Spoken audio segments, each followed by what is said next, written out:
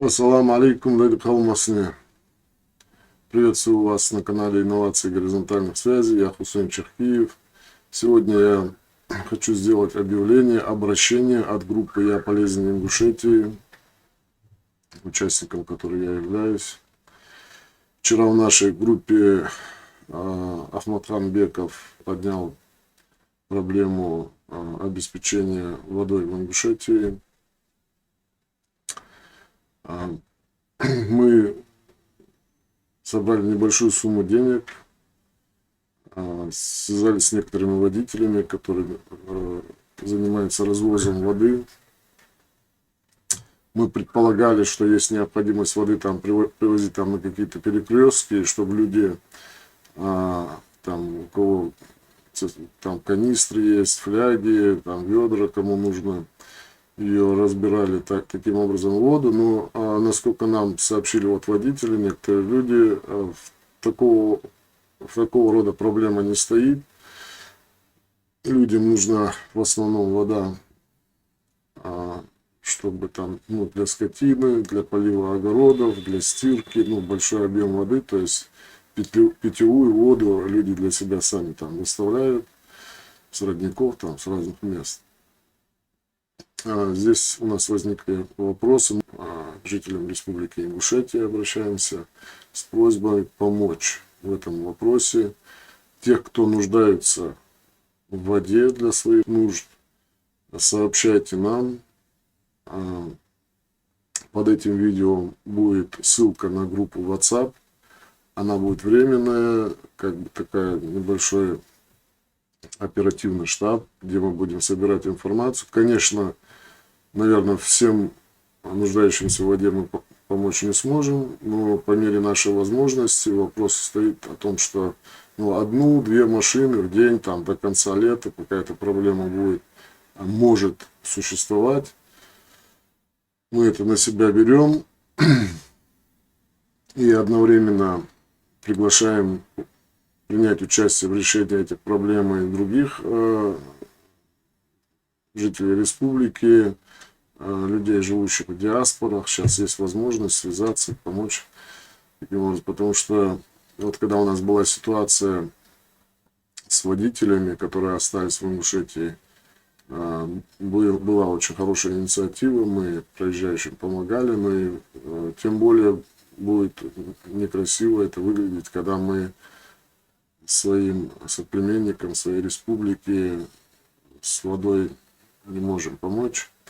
Поэтому присоединяйтесь, давайте данные ваших групп, может быть мы к вам присоединимся, может быть вы это более оперативно, более эффективно будете делать. От жителей, нуждающихся в воде, мы просим давать информацию, в каком населенном пункте, по какому адресу, какой объем, какая вода вам нужна, или вам нужна питьевая вода, или вам нужна для полива, для стирки, там, для купания, такого рода, в каком объеме, есть ли у вас емкости для этой воды. Если у кого-то есть колодец, и он дал шиду, а если он, чтобы помочь своим соседям, если он готов дать возможность, чтобы у него во дворе там из колодца соседи его набирали воду, он тоже этим, может быть, очень поможет. Если он даст свой адрес, мы направим машину, заполним его колодец. Если он соседям тоже даст, будет дать возможность это, чтобы мы могли окружающим людям сказать, что по такому адресу мы постоянно будем наполнять какие-то колодцы. Если у вас есть какие-то возможности поставить какие-то емкости там по какому-то адресу, там рядом с своими воротами или на углу где-нибудь, и сообщить нам этот адрес, вот там мы поставили 2 куба, 3 куба, 4 куба, мы 5-8 кубов, сколько вам, чтобы люди там могли брать эту воду. Если у вас во дворе есть какие-то большие емкости, потому что, опять же, мы говорим со слов водителей, там, с кем мы связывались, что в таком роде, чтобы где-то стать на перекрестке или там где-то на улице, чтобы люди подходили, так проблема остро не стоит. Если на самом деле так стоит проблема, что сообщайте нам, что если мы пришлем на какой-то адрес машину, что вы там соседи созвонитесь, там, что вы ее там в течение пару часов там несколько кубов воды разберете. Нам, в принципе, без разницы, куда ее направлять.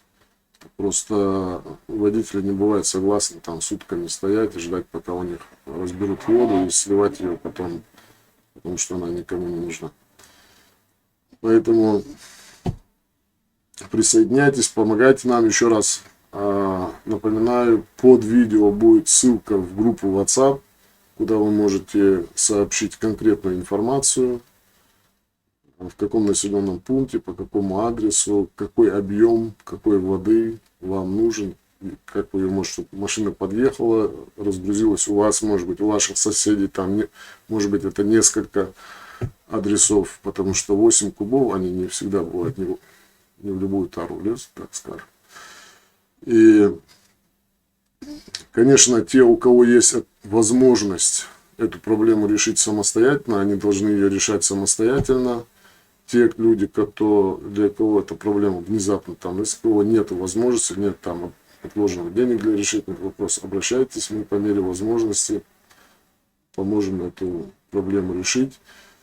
Много есть эти дни обращений, руководство республики, руководство России. Мы думаем все, что руководство республики эту проблему знает. Эта проблема, она не в один час возникла. И как мы сейчас куда не обращались, скорее всего, руководство республики лучше нас всех знает об этой проблеме. Проблемы, которые складываются там десятилетиями, может быть, столетиями, их в одном часе решить невозможно. Сейчас мы от того, что мы будем там бить в колокола и требовать там от государства, дайте нам воды, они нам сегодня не могут это дать, не смогут, если по каким-то техническим, по каким-то, если это проблемы. Поэтому давайте, сообщаю, если это есть проблема, решать эту проблему, чтобы не было так, что кто-то купается в бассейне, короче, а кому-то нечем там постирать вещи или там какие-то вещи, необходимые бытовые вещи сделать. Еще одна просьба. В группе, в которой будете заходить, не засоряйте эту группу, не надо туда, потому что по опыту мы ведем некоторые проекты. Бывает, как только видят, собрались там какое-то количество людей, начинают там всякие рекламы продавать там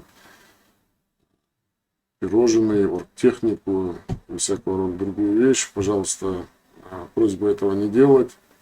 Здесь то, что более сжато, более конкретная информация, чтобы мы ее могли быстро прочитать, быстро обработать и на нее отреагировать. Просьба не захламлять посторонними разговорами и посторонними объявлениями.